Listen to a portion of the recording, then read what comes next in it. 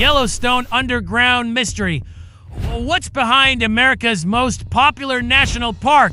And the fiery return of Keclawea.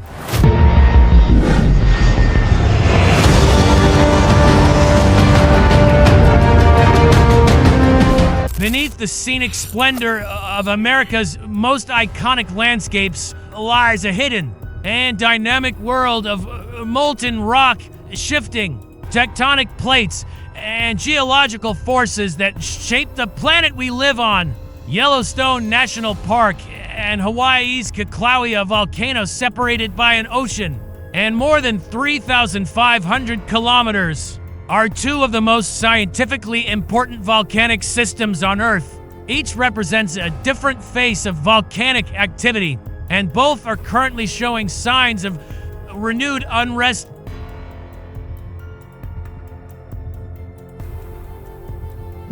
As of August 2025, a new eruption of Keclawea volcano has brought fresh lava flows and renewed attention to the Hawaiian Islands.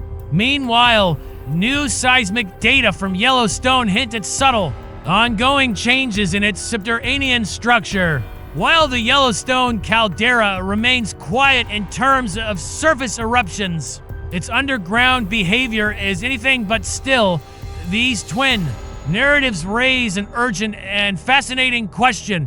What exactly is going on beneath our feet? Yellowstone, a volcanic system hiding in plain sight. Yellowstone is not just a national park. It's a supervolcano, one of only a few on Earth.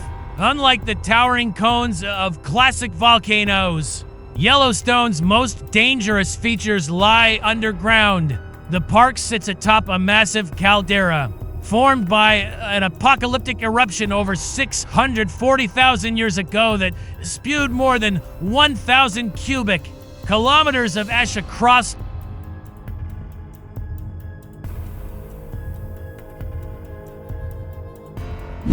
Cataclysmic event. Yellowstone has had 3 major caldera-forming eruptions over the last 2.1 million years, along with numerous smaller lava flows and hydrothermal explosions. These episodes are separated by long periods of relative quiet, but quiet does not mean inactive.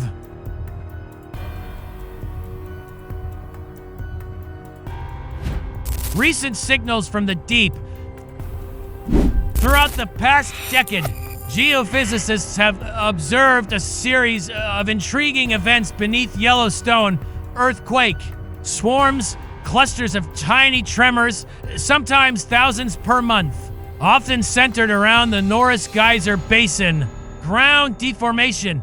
High-precision GPS stations have recorded episodes of uplift and subsidence, sometimes rising several centimeters per year. Hydrothermal changes. Geysers like Steamboat, once nearly dormant, have entered periods of hyperactivity, while thermal features have shifted or expanded.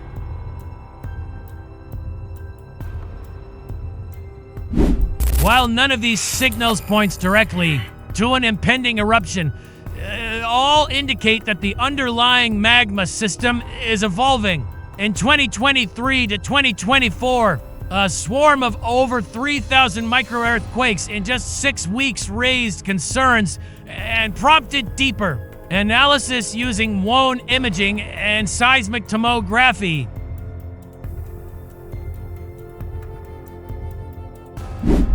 These methods revealed a partially molten region beneath the crust containing about 16 to 20% melt, not enough to erupt, but enough to keep the system in a state of thermal and mechanical stress.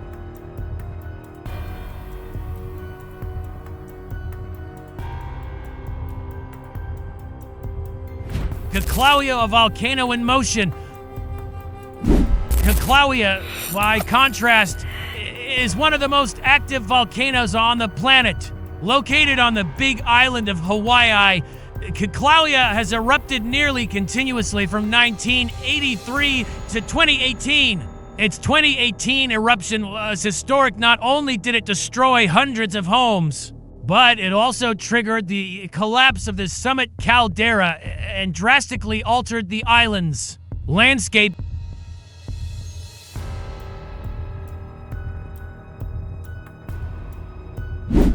In 2020, eruptions resumed at the summit, and since then, Cataclysmic has gone through several eruptive phases, each separated by months of dormancy.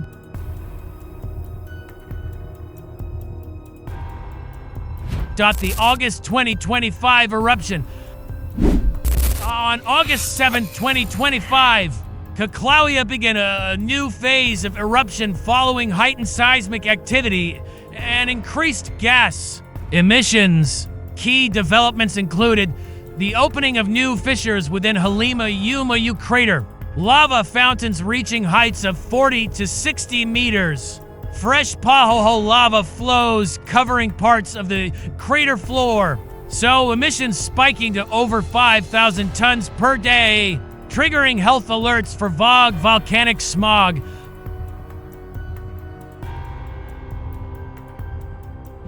While not explosive in the same way as Yellowstone's ancient eruptions, Cataclysmic's lava flows are a potent force, fast, hot, and highly destructive.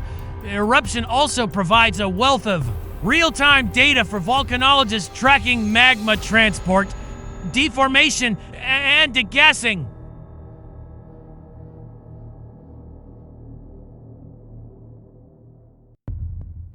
How are Yellowstone and Cataclysmic connected geologically?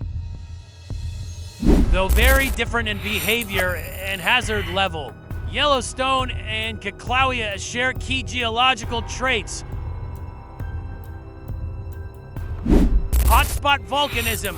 Both are fueled by deep mantle plumes, localized columns of hot rock that rise toward the surface.